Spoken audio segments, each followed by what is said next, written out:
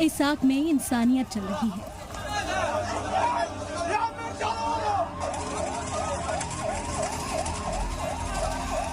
इस गोद में इंसानियत दम तोड़ रही है। जंग में मिले इनके जख्म अभी हरे ही थे।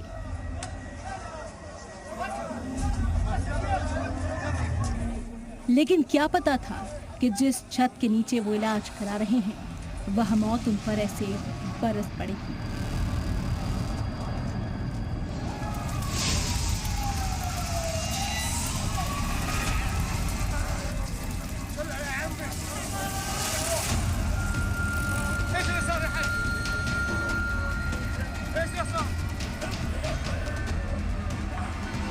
गाजा का ये अस्पताल अब मक्तल बन चुका है।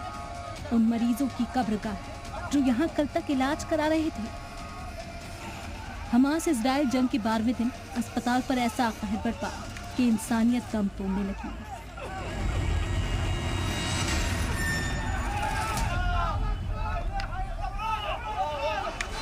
एक साथ 500 से ज्यादा बेकसूरों के चीथड़े उड़ गए। गाजा से ये दिल दहला देने वाली तस्वीरें सामने आई हैं। इसे देखकर दुनिया दहल गई। जोरदार धमाके के बाद वहां पर हर तरफ चीख पुकार सुनाई दी।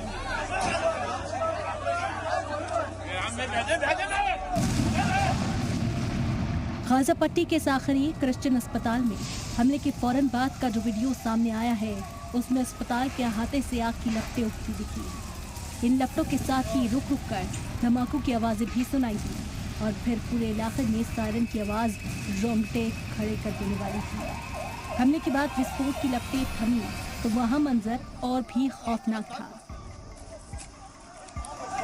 अस्पताल के मुलाजिम स्ट्रेचर लेकर अस्पताल की तरफ भागने लगे।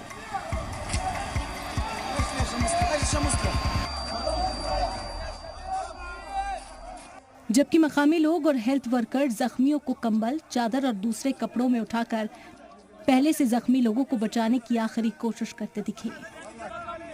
जख्मियों में मासूम बच्चों को लेकर हर उम्र के लोग खून से सने दिखे, जिनमें कुछ बेसुध तो कुछ दर्द से कर्राहते हुए नजर आए। जंग मरने या मारने के लिए होती है, इसीलिए ज्यादातर जंग में मौत बड़ी खबर नहीं बनती। लेकिन गाजा के अस्पताल में मौत नहीं, कत्लेआम हुआ, जिसके बाद दुनिया भर में गुस्से और गम की लहर है।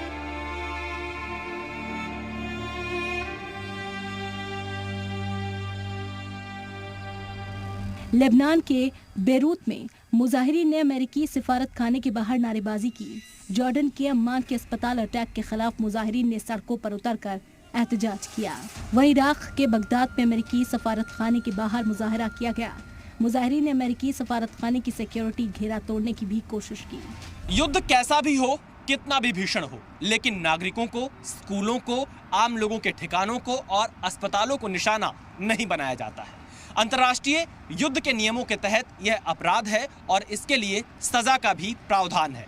लेकिन इजराइल और हमास के युद्ध में युद्ध की हर सीमा लांघी जा रही है। कैमरामैन जयदीप के साथ विशाल पांडे, जी मीडिया, तेल अवीव, इजराइल।